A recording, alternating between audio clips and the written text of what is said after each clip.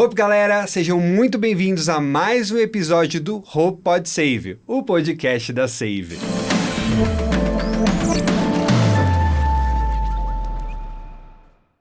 Ausência de conhecimento em uma área específica. Como você lida com situações de incertezas? Você já parou para pensar como a falta de conhecimento ou consciência em determinadas situações podem impactar diretamente a segurança em diversos setores? Pois é. E a tomada de decisão baseada no planejamento estratégico? É possível diminuir as incertezas do tomador de decisão e melhorar os resultados seguindo essa linha? E o que ainda falta para construir um cenário favorável e seguro? Hoje, para responder todos esses questionamentos e nos auxiliar a criar uma cultura que valorize a busca ativa por informação e conhecimento, recebemos hoje, no Hope Pod Save, um convidado ilustre. Galera, ele que é líder do grupo de pesquisas em gestão de sigilos no CNPq, além de ser membro da Fundação de Altos Estudos de Política e Estratégia e do Centro de Estudos Estratégicos da Escola Superior de Guerra, instrutor do curso de Sistemas de Inteligência de Segurança Pública da Secretaria Nacional de Segurança Pública, além de ser coordenador e professor do curso de Inteligência Aplicada ao Trabalho de Investigação Policial na Academia de Polícia Civil do Estado de Minas. Coordenador na primeira turma do Brazilian Army Strategic Studies International Course Basic, da Escola de Comando e Estado-Maior do Exército. Autor de 5 livros e diversos artigos publicados, atuou como assessor técnico do projeto de lei do Senado número 588, que tipifica os crimes de terrorismo. Dr. Cláudio Rego, seja muito bem-vindo aqui ao Hope Pod Save. Obrigado pelo convite, privilégio estar aqui. Que legal, muito prazer. Nossa, quanta coisa aqui, né? Quanta história o senhor tem, né? É bom, né? A gente estuda bastante, né? Estudar é muito bom.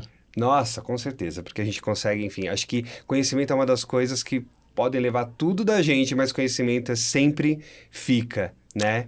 E dentro do que a gente está falando aqui, o conhecimento só existe como fruto da ignorância. Com certeza, e já pegando o gancho aí, vamos começar aqui com as nossas perguntinhas do nosso Hope Pod Save de hoje. Eu queria saber qual o conceito correto de ignorância? É a pergunta mais adequada, né? Parabéns Certo. pelo estudo que aparentemente você fez sobre o assunto. Ignorância é uma daquelas palavras em que as pessoas utilizam de uma maneira equivocada. Ignorância nada mais é que desconhecimento, e que leva à descoberta do conhecimento. A gente vê a ignorância como fulano é ignorante, né? Que ele é bruto, por exemplo. Fulano é ignorante no sentido de ele não conseguir compreender algo. O ignorante é aquele que ignora, é diferente daquele que é burro, por exemplo. Então, muita gente confunde o burro com o ignorante. O burro, digamos assim, como é colocado pelas pessoas, é aquela pessoa que não sabe e não consegue aprender. Então, ela não sabe algo, você ensina, ela continua sem saber. Ela não tem condição de entender o que você está falando. Ela não consegue transformar a ignorância em conhecimento. O ignorante todos nós somos, só que em áreas diferentes. Cada um de nós ignora algo que o outro sabe. Eu, por exemplo, não sei a distância da Terra ao planeta Júpiter. Nem me passa pela cabeça. Eu sei. Eu tenho certeza que sim, você estudou bastante pelo que a gente está vendo. E se você me falar qual é, eu também vou saber. Sim. Se você me falar, por exemplo, que são 20 anos-luz ou 50 anos-luz, eu vou aprender. Ou seja, eu deixei de ser ignorante naquele ponto. Nesse compartilhamento de informações, né? Isso. Que é uma coisa muito interessante quando a gente tem essa possibilidade de poder compartilhar um conhecimento, então você passa a deixar a outra pessoa de ser um ignorante.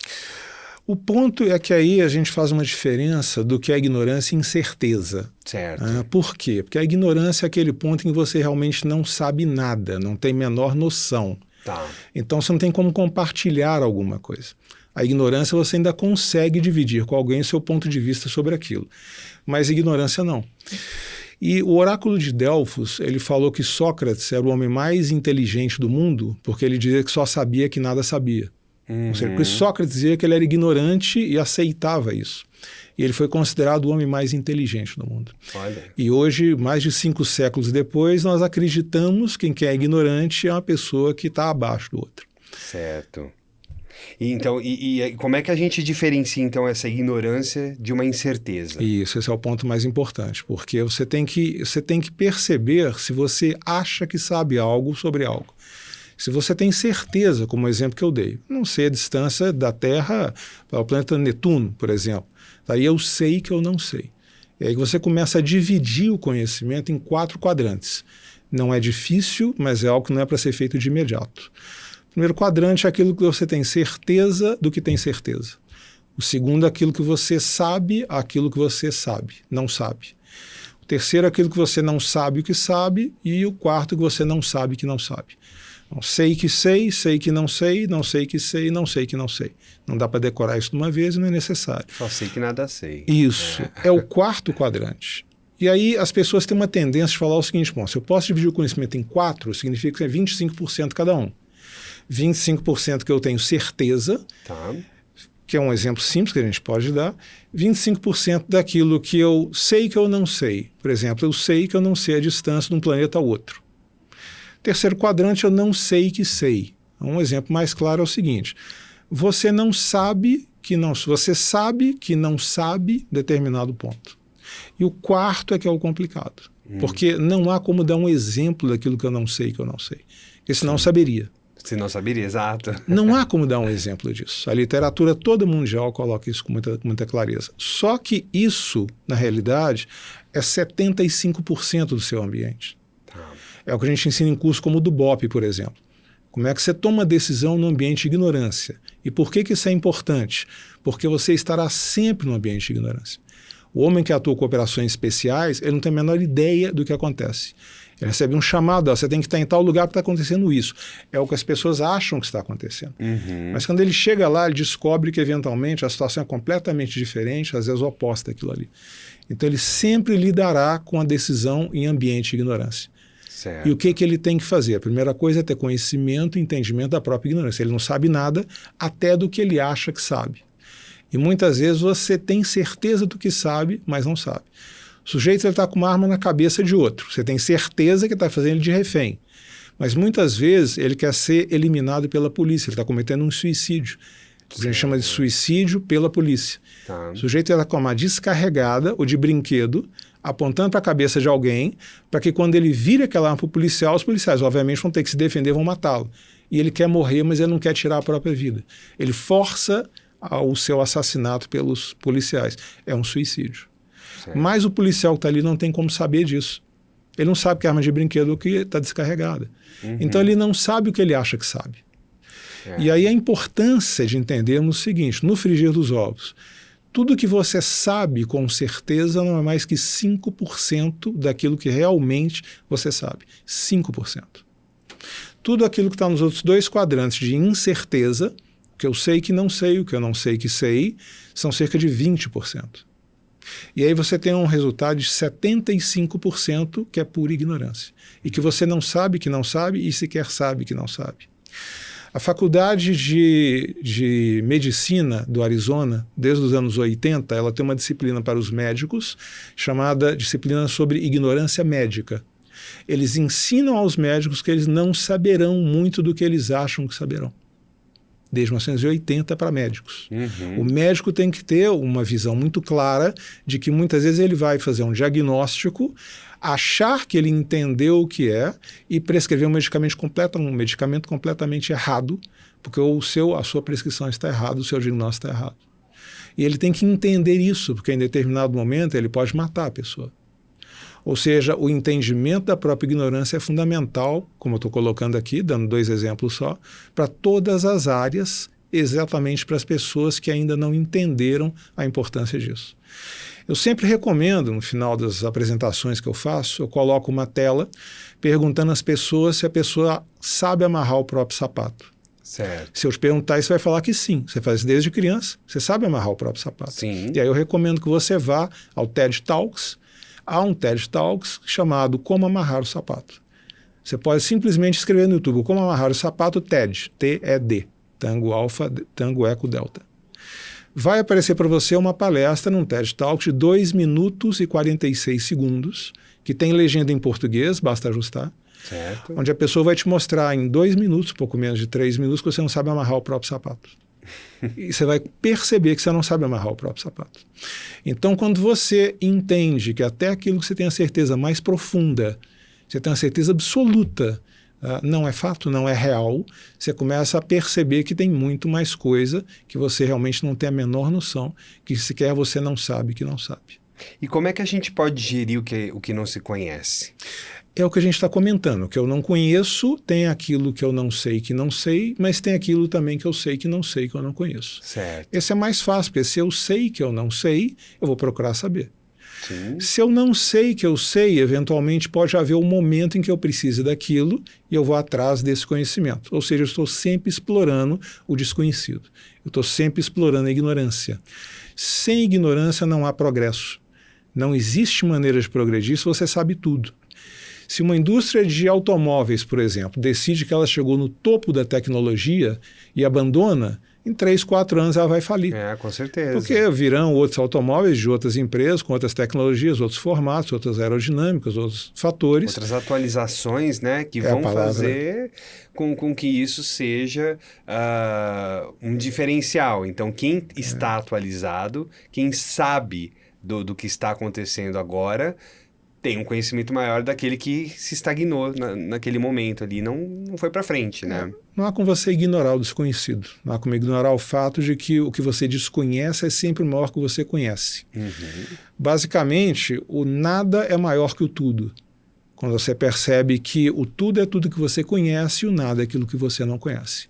Ou seja, você está num universo desconhecido com um grãozinho muito pequeno de um possível entendimento, que você não sabe se realmente conhece aquilo ali.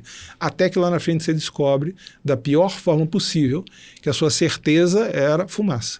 Olha. Que você não tinha a menor ideia sobre aquilo, e isso vai acontecer da pior forma. Porque você só vai atentar para isso numa situação limite. Não é a questão do seu dia a dia.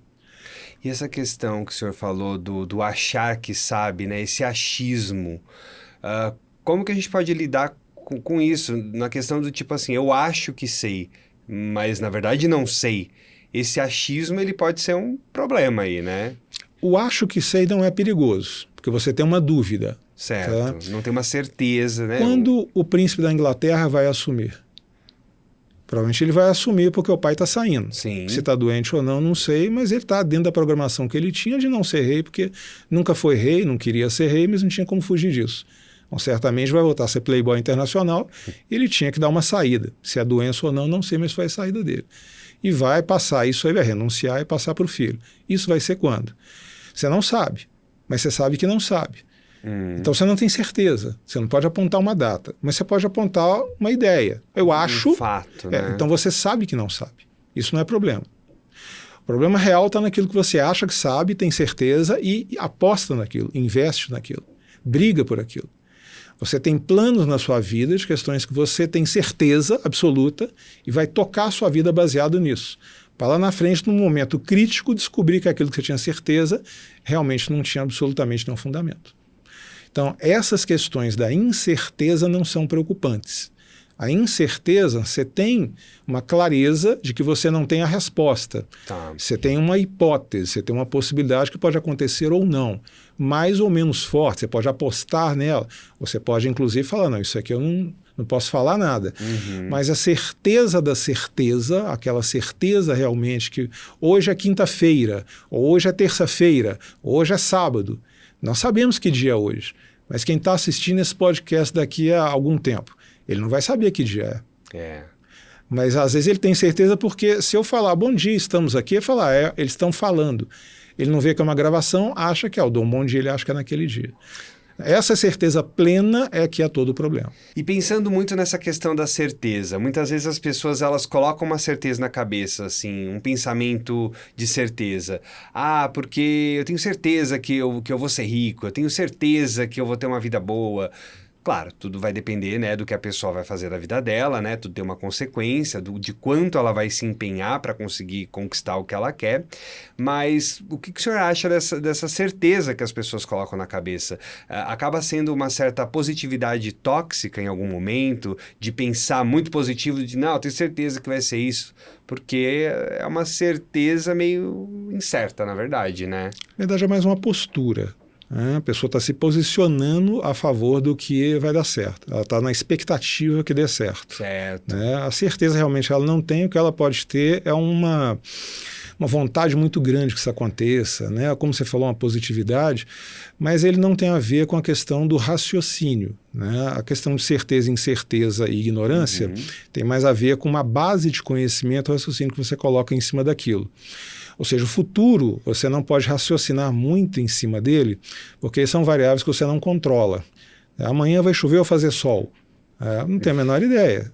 Posso até ver na televisão, tem satélites que mostram. Temos uma previsão, mas não temos uma certeza. Acho que a palavra é essa, né? Você pode prever, e essa previsão ela está embasada na sua postura perante a vida, mais otimista, mais pessimista ou mais realista, na base de conhecimento que você tem, em algumas informações que você tem, que podem te ajudar também, só que isso pode dar completamente errado. Sim, claro. E as pessoas não se preparam para isso. Então, essa questão onde você, amanhã, tudo que você programou corretamente, com as melhores informações, ela se mostra completamente equivocada, ela tem que seguir a mesma postura do investidor de bolsa de valores. Tá. Não sei se você conhece o conceito. Qual é? O investidor de bolsa de valores é aquele sujeito que não tem a menor ideia do que vai acontecer, mas ele está preparado para qualquer acontecimento. Ou seja, ele não se importa muito com o que vai acontecer. Ele tem a visão dele. A ação dessa empresa vai subir ou a ação daquela empresa vai cair. Ele tem elementos suficientes para colocar isso aí e colocar dinheiro nisso. Mas o investidor profissional de bolsa, ele percebe que ele não tem como saber. As melhores informações dele que a Petrobras vai subir vão ao contrário de um comunicado do governo, 2 horas antes da bolsa abrir, que joga a Petrobras para baixo. Ele não tem como saber isso, o dinheiro dele já está lá dentro. Qual é a postura do profissional de bolsa de valores? Ele está preparado para qualquer acontecimento. Ele não tenta prever aquilo ali e fica petrificado quando ele vê a bolsa abrir e ele está 30 pontos abaixo. Ele não se desespera.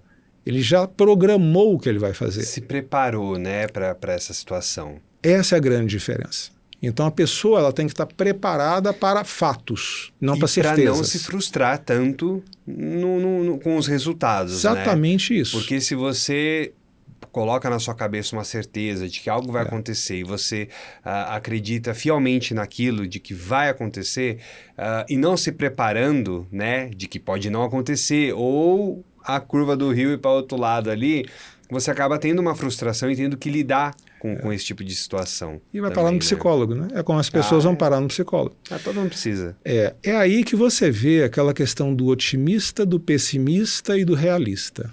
Certo. O otimista é aquela pessoa que acha que tudo vai dar certo.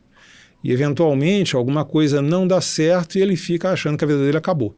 Certo. Vou morrer, eu não vou mais viver, deu errado, uma coisinha qualquer, porque não pode ter 1 milímetro fora daquilo. Pessimista é o oposto. Qualquer coisa que aconteça, na hora você vai jogar na loteria esportiva e vai vencer. Nossa, o tanto de imposto que eu vou pagar, que horror. Tá? Ele vê sempre o lado negativo daquilo. Então, ele já é um frustrado e, eventualmente, qualquer coisinha que dê certo, às vezes não consegue colocá-lo para um ponto mais neutro, que seria exatamente aquele realismo. Não tanto positivo, não tanto negativo, né, que são muito fáceis de se frustrar, como você lembrou, alguma coisinha fora daquilo, mas o realista ele está numa linha mais interessante, ou seja, ele está preparado para o que vier, o mais preparado possível para isso, querendo, desejando que seja determinada posição, seja positiva ou negativa, mas ele está preparado para aquilo de tal maneira que quando aquilo acontece, se for o que ele queria, ele aproveita. Se não for o que ele queria, ele já sabe o que ele vai fazer. Essa é que é a grande lição que é importante as pessoas aprenderem, no meu entendimento. Sim. Prepare-se para qualquer evento. Esteja preparado para não estar preparado. Essa frase não é minha. Essa frase ela é de um ex-secretário de Defesa dos Estados Unidos, um ex-secretário da Marinha dos Estados Unidos, que é a força mais poderosa dos Estados Unidos. Não sei se você já prestou atenção, a Marinha tem todas as outras forças. A Marinha tem avião, que é da Força Aérea, a Marinha tem soldado, que é do Exército, e tem os navios e os marinheiros. Então, a Marinha dos Estados Unidos é a força mais completa e mais complexa do mundo. Você imagina ser um secretário administrando isso. Sim, pois é. E esse secretário escreveu um livro, pequeno, está na internet, um livro curtinho, onde ele colocou essa frase que eu sempre me lembro dela. Esteja preparado para não estar preparado. Sim. Essa é a frase mais importante de todas da nossa conversa. E tem uma frase que eu não sei exatamente o autor, não sei se é do Charlie Chaplin, que fala, né? Desejo o melhor, espere o pior, a vida é uma peça no qual não fomos ensaiados. Ele poderia ter falado, prepare-se para o acontecimento. O acontecimento, exatamente. Aí seria perfeito. Seria ótimo. E pensando em tudo isso que nós estamos falando, né? Como que esse conceito pode ser utilizado pelas pessoas e organizações também? Primeiro, tendo uma noção muito clara do que é a ignorância. Né? Colocando realmente a palavra como ela é, tirando dessa questão das ruas do dia a dia, que tem várias questões pejorativas. A ignorância é basicamente desconhecimento. Se eu desconheço, eu ignoro. Toda empresa e toda pessoa está imersa em pelo menos 75% de ignorância. Entenda ela isso ou não. Quanto mais cedo ela entender isso, mais rápido ela se posiciona naquela situação de, independentemente da sua postura, ela ter uma preparação para um advento adverso. Aconteça algo que não está previsto, ela sabe, ela não congela, ela não trava, ela não fica girando em círculos, como 90% das pessoas faz. Tem um acontecimento diferente na sua vida, você fica desesperado, anda de um lado para o outro, não sabe o que faz, deita no sofá e chora.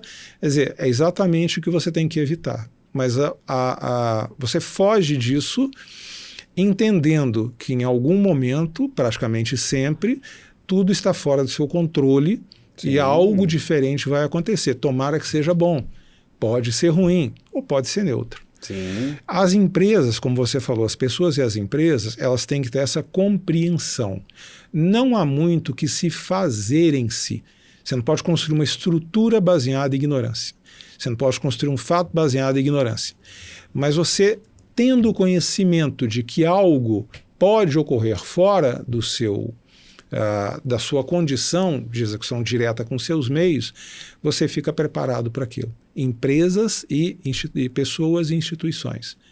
A partir do momento em que eu tenho um contexto, uma preparação, olha, aconteceu uma situação qualquer na empresa, ela já sabe o que vai fazer. Mas não está no manual, mas ela sabe o que tem que fazer. Sim. Vou te dar um exemplo do treinamento dos guardas civis de Belo Horizonte, que fizeram agora há pouco tempo uma nova divisão, que é uma divisão de proteção de dignitários. Certo. Eles não tinham essa divisão. Como agora eles estão treinados para proteger, né, as pessoas que têm poder, as pessoas que necessitam disso, né, os agentes públicos, né, os dignitários. Foi necessário esse treinamento onde foi inserido aquela situação. Você está fazendo uma escolta de uma pessoa. Qual que é o problema da escolta? A escolta, ela vive imersa na ignorância. Ela não tem a menor ideia, ela só sabe que vai ser atacada. Ela não sabe quando, nem onde, nem quem, nem por que força, nem de que maneira, mas ela tem essa certeza, senão não seria necessário. Você tem ali o prefeito, você tem ali um juiz ou alguém que precisa de uma escolta que está ameaçado, a única certeza dos homens e mulheres que fazem essa escolta é que serão atacados da maneira mais imprevisível possível. Sim. Se fosse previsível, não teria sucesso. Seriam evitadas. Então, assim, como a gente fala na Escola Superior de Guerra, estratégia boa é aquela que você não consegue compreender. Uhum. Você olha para ela e não entende o que a pessoa quer com aquilo. Que se a estratégia pudesse ser compreendida, ela seria evitada, rechaçada e derrotada. Então, a pessoa que está fazendo uma segurança de alguém, fazendo um trabalho desse de escolta, ela pode fazer o mapeamento do local, ela pode ver o trajeto que ela vai fazer, normalmente fazem isso. Você pega o trajeto que você vai fazer com a autoridade e faz aquele trajeto 2 dias antes, 1 dia antes, 2 horas antes. Não resolve, ajuda, mas não resolve. Porque quem está determinado a te atacar vai fazer de uma maneira e no local que você não consegue fazer. Sim. E aí você tem 5 segundos, quando você é atacado, para entender se você vai seguir uma página do manual ou escrever uma nova página do manual. Sim, claro. Se você foi treinado para aquilo, você está escrevendo uma nova página do manual.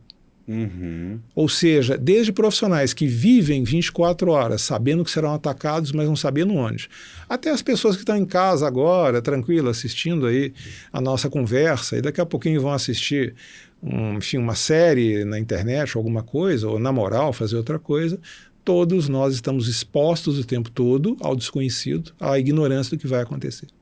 Sim, com certeza. Basicamente isso. Não há o que fazer especificamente a não ser estar preparado. Exato, e estar preparado também é uma certeza que a gente também não tem, né? Eu costumo dizer que é muito engraçado porque nós também não temos a certeza se nós vamos acordar amanhã, como que vai ser o nosso dia, o que vai acontecer. A gente tem planejamentos, a gente tem sonhos, viagens, muitas coisas marcadas, enfim, né? A gente tem que fazer isso. Afinal de contas, estamos aqui, mas não temos certeza se tudo isso vai acontecer. E eu acho que a maior esperança de todos nós é colocar o despertador para o dia seguinte. Todos nós achamos que isso vai acontecer, Exato. Olhamos isso com entusiasmo, né? Todos queremos estar vivos. O otimista, ele tem certeza que acordará, o pessimista, ele tem certeza que não acordará. Quando o otimista acorda e vê que está tudo bem, né? A vida dele continua. Quando o pessimista acorda que ele está vivo, ele acha estranho, né? Porque ele achou que ele estaria morto. E na junção disso aí é que a gente vê exatamente o que você está comentando, né? Nós temos expectativas e planos. Não podemos ficar à mercê do que vai acontecer. Temos planos para hoje, à noite, temos planos para o resto da semana, para o fim de semana, para a semana que vem, para as férias de meio de ano. Temos planos para a eleição que vai vir no final do ano, o que eu vou fazer, eu vou estar aqui para votar, ou vou para outro lugar porque eu voto em outro lugar. Você já planejou até o final do ano. Até o ano que vem, você planejou o seu casamento para daqui a 3 anos. Ou você planejou de pagar uma casa, um apartamento para daqui 30 anos. Imagina, né? A gente faz dívidas assim para anos e não temos essa certeza. Né? Algumas pessoas têm, e aí é que é a chave da questão. Algumas pessoas estão no quadrante certeza, quando teriam que estar nesses 2 quadrantes de incerteza. Ou, mais corretamente, no quadrante da ignorância. Certeza, 2 quadrantes de incerteza e 1 de ignorância. Você quase sempre estará na ignorância, mesmo que você não aceite, até que um fato venha bater na sua cara e te mostrar que você não sabia o que você achava que sabia. Uau, A nossa vida é assim. O tempo todo. Isso não é ser pessimista, isso é colocar fatos. Sim. Basta olhar a sua vida que você vê. Inúmeras vezes eu tive certeza e agora eu sei que a minha certeza era fumaça. Então por que as certezas atuais elas são tão arraigadas? Por que você tem tanta certeza da certeza que você tem? Sim. Qual é a lógica disso? Você está negando o passado, você está negando as suas experiências. Experiências também te mostraram que tem muita coisa boa que vai acontecer. Você tem que estar exposto a isso, tem que estar preparado para isso. Sim. O sujeito que compra um bilhete de loteria, ele não acha que ele vai perder. Claro. Aí a gente muda outro conceito que é o do risco. Sim. Se eu perguntar para você o que é risco, você vai falar que é uma coisa ruim. Eu não quero arriscar. Risco é ruim. Sim. Não é verdade. As normas internacionais de risco deixam muito claro que risco é um evento que não pode ser corretamente previsto, positivo ou negativo. Sim. Então, quando você compra um bilhete de loteria, você está correndo risco de ficar rico. Claro. Risco não é negativo. E se você não corre riscos, você também nada acontece, na verdade. Você atravessa uma avenida movimentada, correndo o risco de ser atropelado, porque tem algo interessante do outro lado. Sim. Senão você não faria isso. Então, normalmente você corre risco porque é algo bom do outro lado. Você não corre risco sem ter algo interessante do outro lado. Falei do investidor de bolsa. Por que ele coloca o dinheiro dele na bolsa? Ele quer correr o risco de estar exposto positivamente. Ele quer acertar. Por que você escala uma montanha? Você está correndo um risco de ter uma questão negativa. Porque há um prêmio para fazer isso, ou há um desejo seu de fazer isso, ou há um motivo muito forte para fazer isso. Então, outra palavra que também é sempre muito mal colocada, a questão de risco. Se você olhar as normas de risco, existem normas internacionais de risco. Elas iniciam falando isso. Risco é um evento cuja probabilidade mostra que pode acontecer algo diferente do previsto. Ele não fala se é positivo ou negativo. As normas não tocam nesse assunto, porque ele pode ser positivo ou negativo. E se você se expôs ao risco é porque você viu algo positivo. E quanto maior o risco que você toma, mais a certeza que você tem, e que de certeza não tem nada, né, de que você vai ter algo bom lá esperando por você. Sim. Só que acontece, lá na frente, às vezes, a certeza, ela se esfumaça. Se você soubesse disso naquele momento, você não teria feito isso, mas é tarde demais. Como você não pode voltar atrás, só pode ir para frente, né, você tem que olhar o para-brisa e não o retrovisor. Sim. Naquele momento, você tem que ter algo preparado para fazer, por pior que seja a situação. Você não precisa ser louco, por exemplo, de ter uma casa e fazer um subsolo resistente a tornado, ciclone e furacão. Isso provavelmente não vai acontecer aqui. Sim, e se acontecer, vai morrer todo mundo também, não tem problema. Mas você também não pode ser desleixado de não tomar as medidas básicas. Sim, fazer um seguro, caso haja um vento mais forte, quebrar um vidro na sua casa. Uhum. Então você tem que ponderar, equilibrar aquilo ali. O equilíbrio é fundamental. Que foi o que a gente falou, né? Você meio que se munir de coisas para se proteger lá na frente, para não ter uma frustração maior, para não ter um dano maior, digamos assim, né? E aí a gente pensando em todo esse conceito que nós estamos falando, o senhor acha que a tecnologia tem impacto nesse conceito todo? Bastante, desde que a pessoa saiba usar com qualquer tecnologia. Certo. A tecnologia, ela em si não é boa e nem ruim. O uso que você faz é que torna aquilo Exatamente. ali bom ou ruim. Faca é uma tecnologia. Pessoas comiam com as mãos. A faca facilitou cortar o alimento. Mas você pode matar uma pessoa com ela. Com certeza. Então, é quem usa aquilo ali que dita se a tecnologia está sendo bem utilizada ou não. E ela é bem e mal utilizada. Depende na mão de que está, a intenção que a pessoa tem, né? Nós temos pessoas bem intencionadas e pessoas mal intencionadas. Graças a Deus, muita coisa que a pessoa mal intencionada preparou não acontece. Por outro lado, infelizmente, muita coisa que a pessoa bem intencionada quis fazer também não acontece. Uhum. Onde a tecnologia entra aí? Se ela propicia o alcance do objetivo, tá, excelente. Mas imagina quando a tecnologia potencializa aquele efeito indevido. Imagina se você está ali, sozinho você já seria um estrago. Mas com a tecnologia você multiplicou por 10, por 20, por 100. Sim. Então, é sempre uma faca de dois gumes, como se fala. A tecnologia em si, ela não é resposta para nada. Muitas vezes a pessoa ela não consegue compreender que algumas tecnologias elas são uma resposta à espera de uma pergunta. Certo. Você olha para a tecnologia e fala, o que isso faz? Tá? Não é a pergunta. A pergunta é o que eu posso fazer com isso? Sim. Sozinha ela não faz nada. Então, você tem, às vezes, uma resposta à espera de uma pergunta. E a pessoa fica esperando que aquilo ali se autoprograme, se autoexecute, não vai acontecer. Esse copo com água aqui é um benefício que nós temos. Nós podemos aqui matar nossa sede com ele, mas ele sozinho não vai sair do lugar. Sim. Ele não vai vir até a minha boca e matar a minha sede. Eu tenho que fazer alguma coisa. Então, esse copo, na realidade, ele é uma resposta à espera de uma pergunta. Quando é que você está com sede?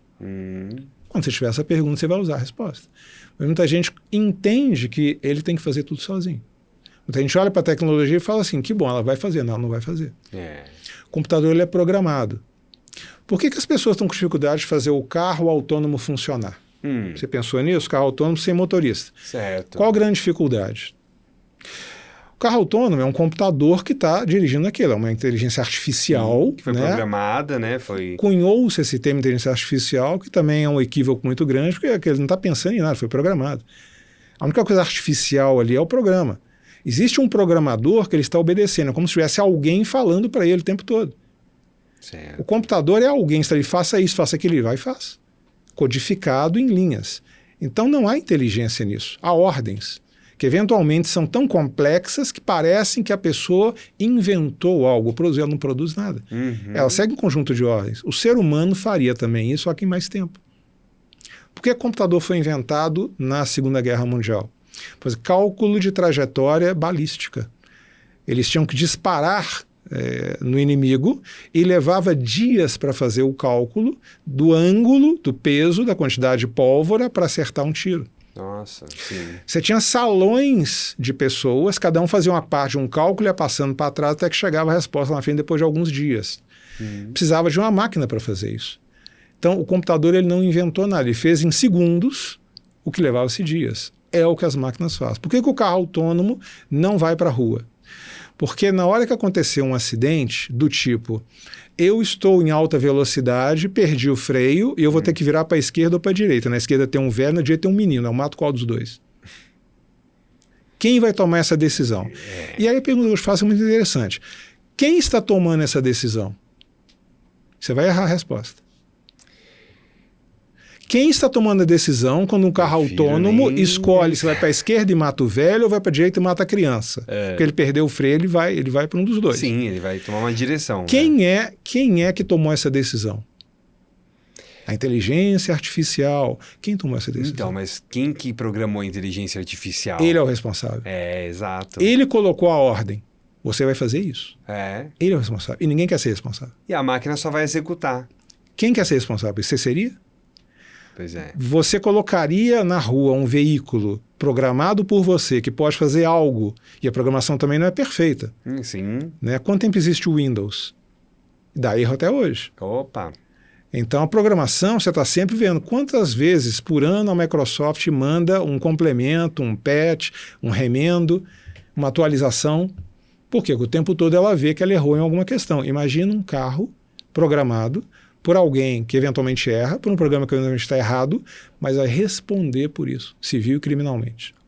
Quem quer fazer isso? Ninguém. Ninguém vai assumir isso. E essa decisão tem que ser tomada. E a culpa vai ser da máquina, porém... Não tem como. Alguém está por trás da máquina, né? Não tem como. A máquina é um pedaço de metal. Exato. Ah, mas eu estou olhando o cérebro da máquina. No cérebro da máquina tem um programa de computador. Ah, mas tem um programa de computador. Pera, que alguém colocou lá. Eu quero saber quem programou. Aquilo não apareceu ali. Você não construiu um computador e dentro veio um programa. Alguém pegou e colocou ali dentro. Quem colocou? Ele é o responsável. Quem é? É o programador? É o dono da empresa? Quem é? Ninguém quer essa responsabilidade. Pois é. Então deve levar muito tempo para resolver isso. Você quer colocar uma direção autônoma em avião? Deus me livre. Você não quer colocar em carro. Imagina ter uma direção autônoma. Você entraria numa aeronave sem piloto? Com todas as garantias, todas. Pode ficar tranquilo, foram anos e anos de teste, pode entrar, você olha, não tem ninguém ali, sozinho. Tem um manche ali para simular que nem precisa também, não tem ninguém para mexer. Pode entrar que vai estar o seu destino, você entra? Eu prefiro não, prefiro ir para outro lugar. É o que eu estou te falando. Então essas questões envolvendo de uma forma ampla, que é o que a gente está fazendo aqui, a tomada de decisão, que nós estamos conversando no frigir dos ovos sobre tomada de decisão, de grandes tomadores de decisão, de você dentro da sua casa, da pessoa que é um funcionário, ela tem que entender que ela está imersa numa ignorância tão grande e que não é falado para ela, que existem ferramentas tecnológicas que não estão ainda sendo comercializadas porque ainda não se tem a menor ideia do que vai acontecer. Os desastres que podem acontecer. E vão acontecer. E vou te explicar por quê. Porque um dia irá. Um dia irá. Um dia o carro autônomo irá para a rua. E vão acontecer desastres. Aí você vai escutar a seguinte frase, vai lembrar de mim. Sabe como que eles vão se defender? E é a forma óbvia. Desastre acontece de qualquer maneira. E o computador erra menos que as pessoas. A resposta seria, em algum momento eles vão ter coragem de usar essa resposta, que é uma resposta criminosa, mas é verdadeira. Se você comparar estatisticamente quantos acidentes você tem com pessoas dirigindo automóveis, estatisticamente quantos acidentes você tem com veículos autônomos controlados por um programa de computador, é mínimo. É mínimo. Você vai reduzir violentamente a quantidade de acidentes. Vão continuar acontecendo, mas isso vai fazer com que a indústria tome coragem para fazer isso aí e a sociedade vai confiar nessa estatística, porque ela está certa. Então, é uma questão moral, não é uma questão técnica. Quando você perguntou de tecnologia, tem uma outra pergunta que está invisível nela. Onde está a resposta da questão moral? Mas qual é a resposta da questão moral? Qual é a pergunta moral? Será que ela é uma resposta à espera de uma pergunta ou ela é a própria pergunta? E aí que você entra, para finalizar, não monopolizar a palavra, perdão, só para finalizar, você entra na questão onde o avanço tecnológico, ou seja, a exploração da ignorância, ela se dá muito pela questão moral. Não é a resposta técnica, não é a existência, existir já existe. Mas eu posso aplicar? Sim, você vai poder aplicar quando? Quando você tiver uma resposta moral. A resposta moral já existe. O que eles estão fazendo agora é ter, digamos assim, momento correto de falar o seguinte, estamos colocando nas ruas carro autônomo, caminhão autônomo, avião autônomo, navio autônomo, etc, etc, etc. E no primeiro acidente que acontecer, você vai escutar exatamente essa resposta. Aconteceu como acontecem com pessoas que estão no controle, num percentual infinitamente maior. A sociedade está ganhando com isso. E você não pode discordar. Da ciência não se discorda. Exato, da estatística não se discorda. É isso? Ou não? Não sei. Você fez a melhor resposta de todas. Alguns respondem, né, e eu coloco um outro argumento, né, e a pessoa se sacrificou. Mas quando você responde no quarto quadrante, tá? Não sei, não tenho ideia, você está salvo. Sim. Ninguém pode pegar. É a resposta segura. Porque eu não dou nenhuma certeza de nada. Não sei. Até porque eu não sei. E tem as pessoas que querem ter uma resposta, Para tudo. querem ter uma justificativa para tudo. Para tudo. E dar certezas de coisas que nem existem muitas vezes, que muitas vezes a pessoa inventa ali da cabeça dela uma certeza ou cria uma teoria até no momento da conversa e que não tem fundamento nenhum porque não tem conhecimento, não tem como você afirmar, como você saber nada. Então, como que você coloca um argumento, como que você afirma alguma coisa se você realmente não sabe, né? E é muito curioso como a mente da pessoa vai para isso, porque é uma pessoa que ela tem que ter resposta para tudo, ela tem que ter uma solução para tudo, ela tem que ter um argumento para tudo, e nem sempre isso, como eu disse, tem fundamento, né? É embasado em quê? Essa sua resposta, essa sua conclusão, esse seu achismo ou a sua forma, eu posso dizer assim, como que você sabe isso, né? O seu conhecimento. De que forma? Como a gente afirma isso? Não tem como. É o que eu estou te dizendo, né? Muita gente tem resposta para tudo, né? Não admite, inclusive, ficar sem uma resposta. Exato. E fica escravo da palavra. É. Verdade, o que acontece? Se você, tendo certeza, às vezes você tem o sentimento que pode ser que essa certeza vire fumaça depois, como a gente está falando em diversas situações aqui, imagina as outras. Então, para dizer que tem certeza de que hoje é o dia X da semana, a gente olha o calendário, verifica, etc, etc. Eu tenho certeza com alguma regularidade. Mas fora isso, é muito complicado. Se você perguntar para mim, daqui você vai para onde? Eu acho que eu volto para casa. A ideia é essa. O meu plano é esse, eu acho. Eu já tenho tudo programado. Vou me despedir de você, agradecer, sair, o carro está lá embaixo, vou para casa e vou tocar a minha vida. Já tenho a programação do que eu faço hoje à noite, amanhã, etc, etc, etc. Isso vai com uma certeza? De forma alguma. Mas as pessoas têm certeza disso. Mas se você perguntar para eu vou fazer isso, tá? Aí vem a frustração. Aí vem aquela questão que você não se preparou para não estar preparado. E quando acontecer, você vai correr para o lado errado. Você já reparou aqueles filmes onde o policial desembarca de veículo e sai correndo, cada um para um lado com arma? Sim. Aqueles veículos onde o pessoal sai correndo, etc e tal. Você acha que é de qualquer maneira aquilo? Vou te contar uma novidade.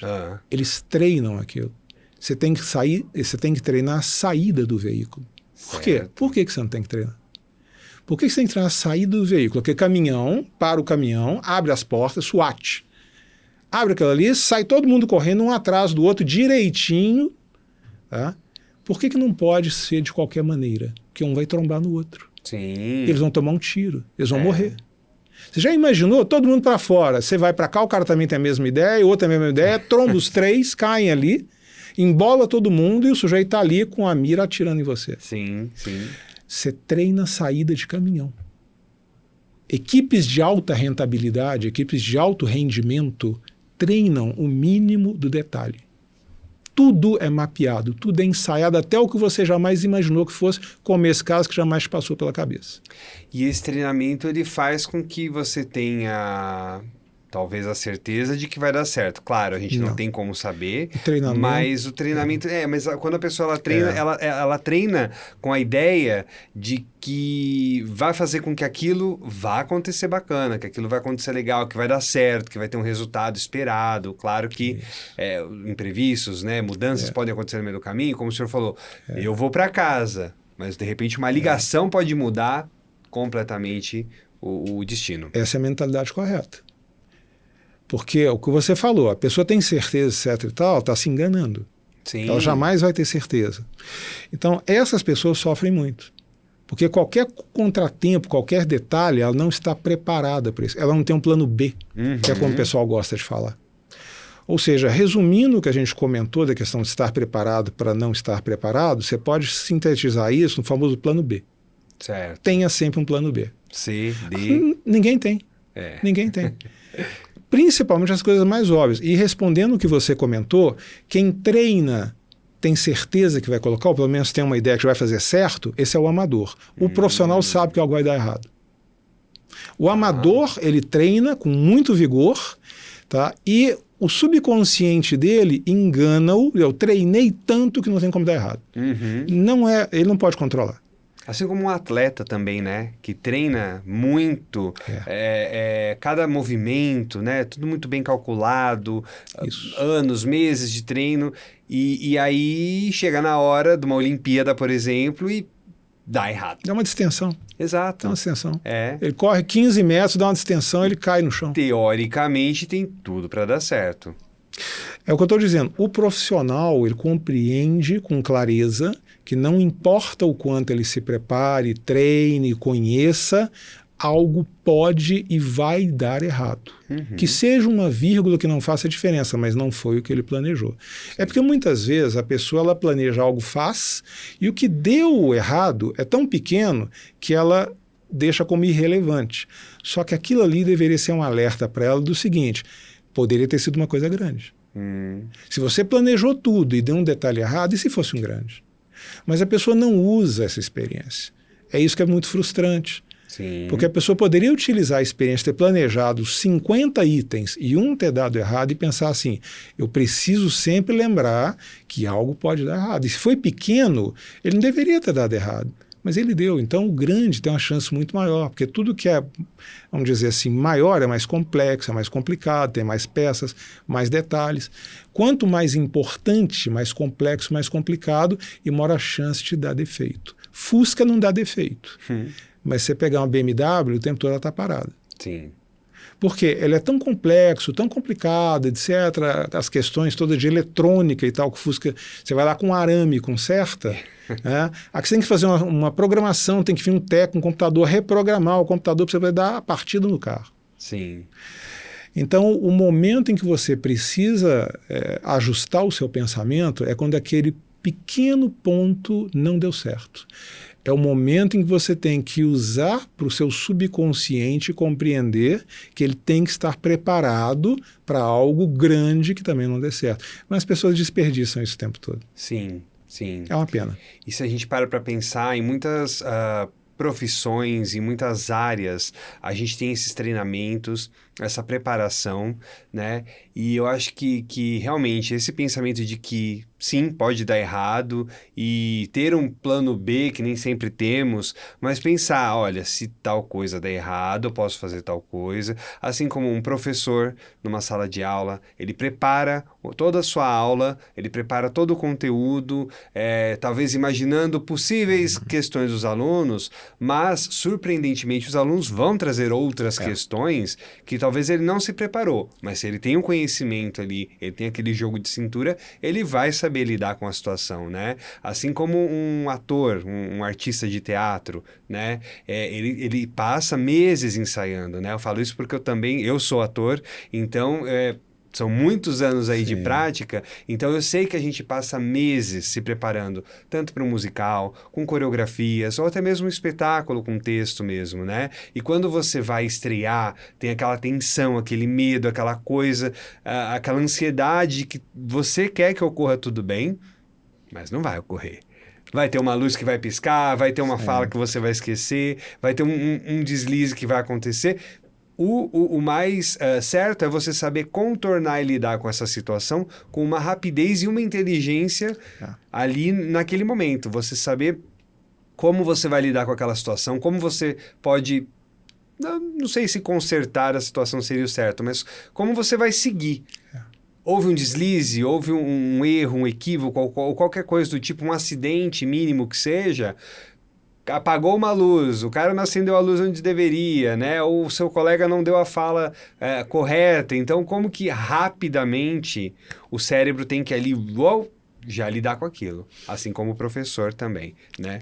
É o que você chama de improviso. Exato, exato. E o improviso é uma das coisas que eu acho que você tem que ter um pouco de dom para isso e experiência para você saber lidar com o que você está fazendo, né? Eu sei porque, assim, eu como professor e como ator, eu tenho que lidar com improviso todos os dias, e até como apresentador, viu? Vocês pensam que é fácil estar aqui, né? Não, viu? A gente tem que também improvisar, mas da melhor forma possível, para fazer com que essa situação tenha um desfecho bom. Mas mesmo assim, olha que loucura. Você vai tomar uma decisão rápida ali, de milésimos de segundo, para achar uma solução que vai ser boa, mas você também não sabe, em milésimos de segundo, se a sua decisão, o seu ato ali vai resolver. Às vezes num acidente, né, uma coisa que você tenta evitar, você vai segurar alguma coisa, na intenção de salvar, você acaba ou piorando a situação, ou de fato tendo êxito, né, no que você quer fazer, mas a certeza também não está ali. E é tudo muito rápido, né? Esse tipo de improviso ou de ação rápida. A gente...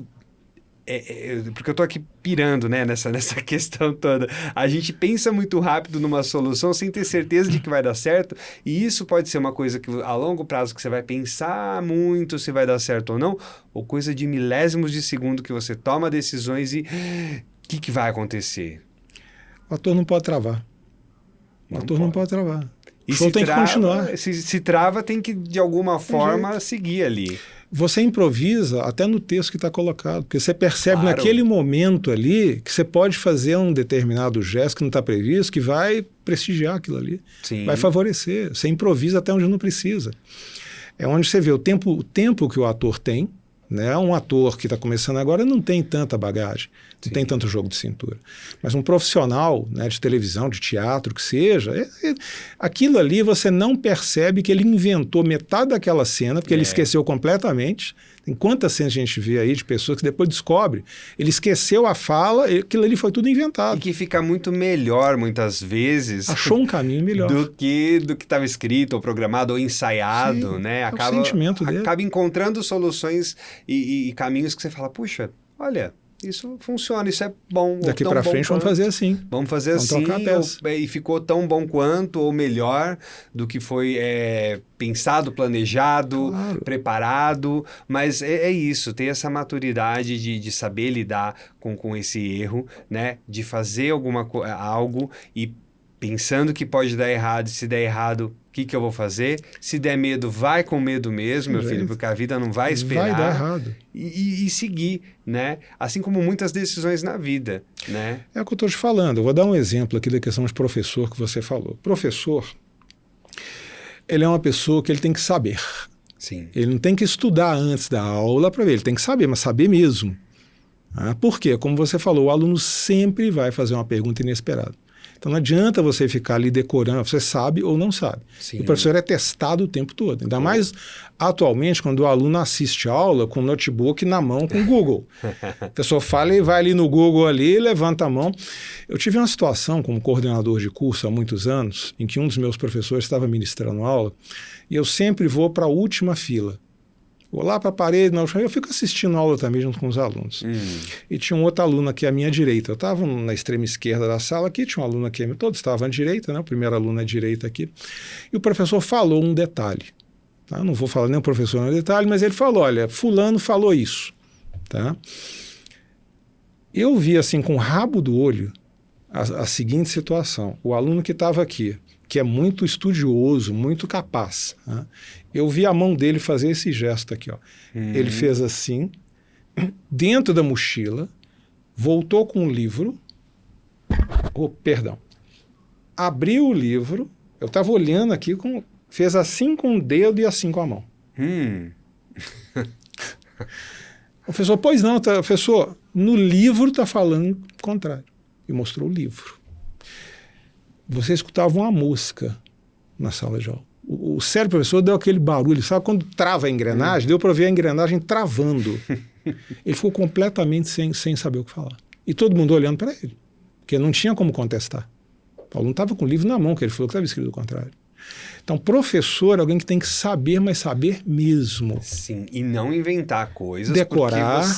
porque você é uma autoridade ali na sala de aula. Então, querendo ou não o que você fala, aquilo vai ser levado em consideração. Os alunos vão absorver aquilo de uma forma que vão levar para a vida, é o conhecimento. Grande responsabilidade. Então, se o professor fala algo sem saber, sem ter certeza, ou inventa, ou cria, e eu já vi coisas do tipo acontecer nessa área, exatamente, de não admitir que está errado, né? De não admitir que não sabe.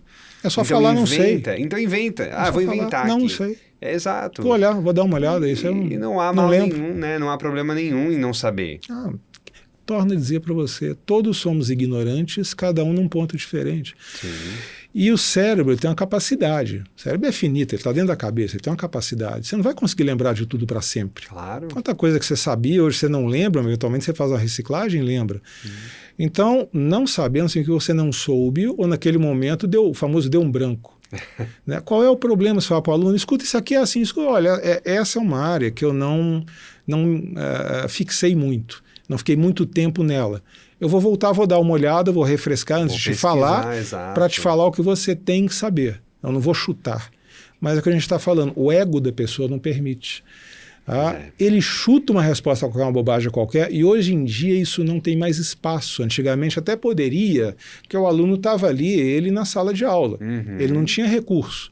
Mas que ele podia fazer no intervalo, na biblioteca, olhar livro por livro, alguma coisa. Agora não, ele coloca ali na pesquisa da internet, volta no milésimo de segundo para ele. Então, o professor, ele tem a credibilidade destruída em segundos.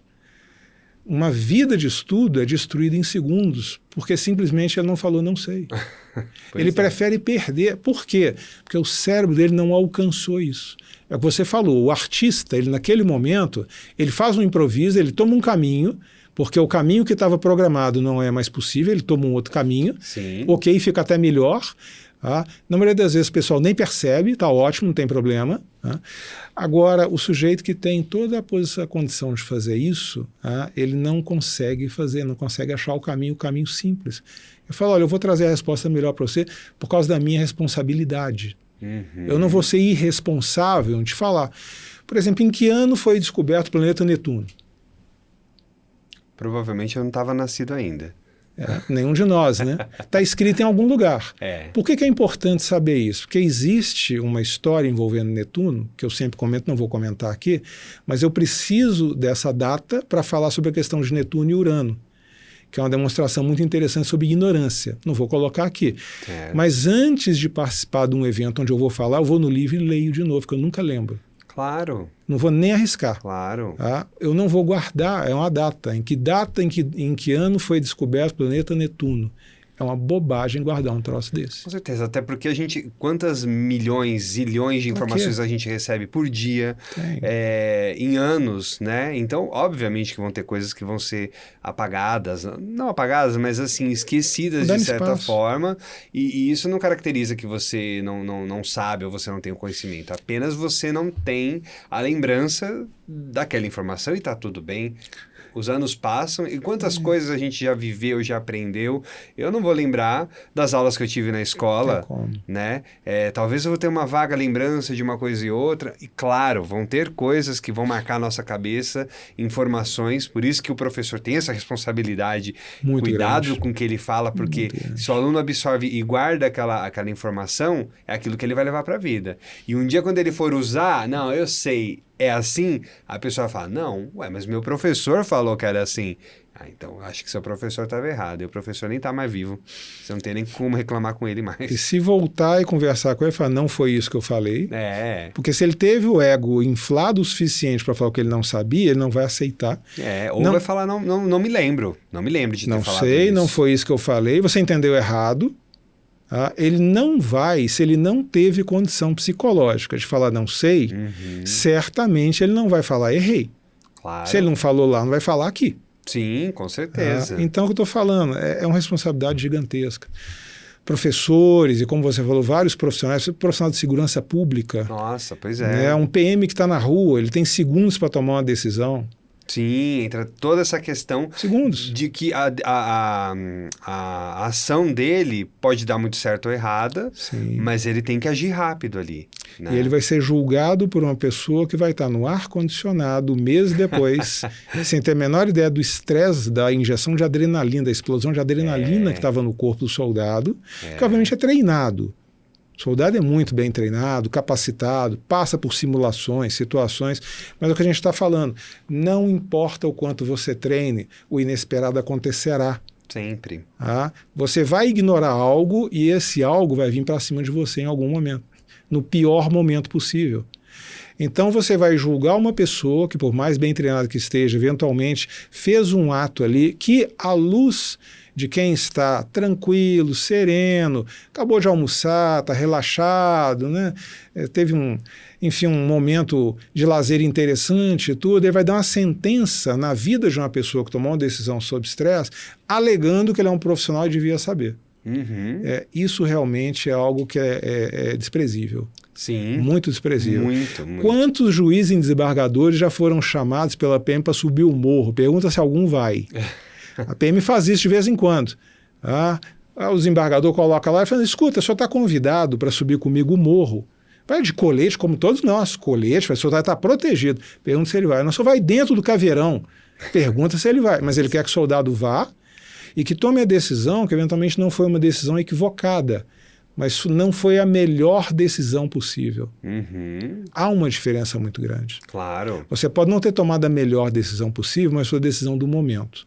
Algo que a gente sempre fala, como você julga um tomador de decisão? Pelas informações que ele tinha no momento da decisão. O que é mais injusto possível é julgar o tomador de decisão pelo resultado da decisão. Porque o resultado vem depois, quando você tem outras informações. Então você pega um presidente de empresa que coloca ali 10 milhões de reais num novo projeto. O projeto dá errado. E a empresa dá um bônus de gratificação para esse presidente. E você não consegue entender. Escuta, mas ele errou um projeto de 10 milhões e ganhou um bônus no final do ano? Porque essa empresa ela leva em consideração as informações que ele tinha no momento da tomada de decisão e o que aquilo indicava. Uhum. Ou seja, se naquele momento, há um ano atrás, ele tinha a decisão XYZ e indicava que ele deveria ter feito aquilo, que seria um lucro, como eu falo, de certeza. Sim. Ele estava no âmbito da certeza. Ele fez o que ele tinha que fazer. Então ele merece, inclusive, premiado por algo que deu errado. Sim. Essa é a maneira correta de fazer. Empresas como a Boeing, Xerox, 3M fazem exatamente isso. Grandes empresas muito poderosas, elas dão valor para o tomador de decisão, não do resultado da decisão, mas da atitude que ele teve com as informações que estavam disponíveis. E vou te falar uma coisa sobre Covid. Covid, quem fabrica vacina, que daqui a pouco vai ter um problema sério com vacina, vai falar a seguinte frase, guarde o que eu estou te dizendo, que já estão falando. Certo. Você já deve ter até ouvido. Tomamos a melhor decisão possível com as informações disponíveis na época. Na época, exato, Por quê? Porque aí você não pode colocar a mão. Claro. Só que cada vez mais estão se mostrando documentos em que eles tinham outras informações que estão dizendo que não tinham. Então, na hora do julgamento, você vai ter que juntar todas as informações que eles de fato tinham para poder julgar se algumas atitudes que aconteceram ou algumas informações que elas passaram eram realmente as melhores possíveis. Sim. Ou era visando só lucro, ou tinha alguma outra situação. Então, você pega uma coisa séria como foi essa questão da pandemia, da epidemia, e você vê que a pessoa... Isso era bem nítido para todos nós. Você via que a preparação já era de depois falar o famoso eu não sabia. Porque o que resume é exatamente isso. Exato. Então, quando você vê alguém se preparando de todas as formas, principalmente na área de marketing, para soltar lá na frente como eu não sabia, tem alguma coisa errada. Você vai poder provar ou não. Aparentemente, o que está errado, ele está se mostrando justificável no sentido jurídico de mostrar que foram passadas informações diferentes das informações que realmente tinham. Mas a desculpa no tribunal é sempre essa. Tomei a melhor decisão possível com as informações disponíveis na época. Na época, exato. Quando você ouve isso, fique atento. Normalmente quem está falando isso, se você cavar um pouquinho mais, não era bem isso. É sempre assim, né? Resposta padrão. Resposta padrão. Porque é uma resposta padrão que ela vai maquiar ali a situação, acabou. Então, se você se conforma com essa resposta, beleza, vida que segue, tá tudo certo. Agora, realmente, se você vai cavar a fundo e buscar um pouco mais, você vai ver que não é bem por esse lado, né? Normalmente. Bom, não sei. Eu só sei que foi maravilhoso te receber hoje aqui. Eu amei esse bate-papo, essa conversa. Tenho certeza que todo mundo que está assistindo a gente também deve estar assim com a cabeça assim, meu Deus do céu. Então, se tiverem perguntas, tá, galera? Podem mandar aqui pro nosso canal. Aliás, vocês já são inscritos no canal? Não? Estão esperando o quê? Eu só sei que se vocês se inscreverem no canal, vocês vão receber todas as nossas novidades, vão conseguir acompanhar os futuros episódios que nós temos aqui do Hope Pod Save. E eu quero agradecer demais, Cláudia, a sua presença aqui. Foi muito bacana. E ó, vou te dar um presentinho aqui do nosso podcast, um presentinho muito especial. Espero que você goste. É só uma lembrancinha, né? Aquele famoso papo de mãe, de vó. Não, é só uma lembrancinha. Muito bom. Mas com muito carinho, pra gente lembrar dessa data de hoje, que foi muito bacana esse bate-papo, né? Então, uma caneca aí, quando você for tomar um café, um chá, lembrar da gente e lembrar desse dia que nós vivemos hoje, muito né? Dessa experiência aqui, desse bate-papo. Eu acredito que toda vez que nós temos contato com outras pessoas, a gente sempre tem o que aprender com elas. Então, com certeza, com o seu conhecimento e com essa troca que nós tivemos hoje, eu vou sair daqui um pouco mais rico de conhecimento e eu fico muito feliz por isso. Então, obrigado mesmo. O conhecimento é todo meu. Na verdade, eu evito muito fazer troca de conhecimento, porque você pode dar um conhecimento bom e receber um ruim de volta. Eu prefiro somá-los. Sim. Eu sempre somo conhecimentos para não correr o risco, né, de receber um conhecimento ruim num bom que eu vou dar. Então, essa soma de... É uma brincadeira, claro. essa soma de conhecimentos, né? Aprendi com você sobre questões de teatro que não sabia, aprendi uma questão de comentários que você fez aí que foram muito importantes para mim na soma, né, de todas as questões que envolvem tudo isso aqui. Muito obrigado pelo espaço, pelo tempo, né, pela generosidade. Imagina, obrigado. Obrigado. Gente, é isso por hoje. Como eu disse, aprendemos muito no episódio de hoje. Espero que vocês tenham aí anotado tudo. Se não tem problema, volta, assiste de novo. Como eu falei, é muito importante que vocês acompanhem a gente nas nossas redes sociais. Então, se você não se inscreveu no canal ainda, corre para se inscrever. Já segue a gente no Instagram e tudo mais? Ainda não? Então, vamos lá. Vamos seguir o Hope Pod Save, porque tem muita coisa boa vindo por aí. Muito obrigado. Espero vocês na próxima. Hope, galera. Até mais.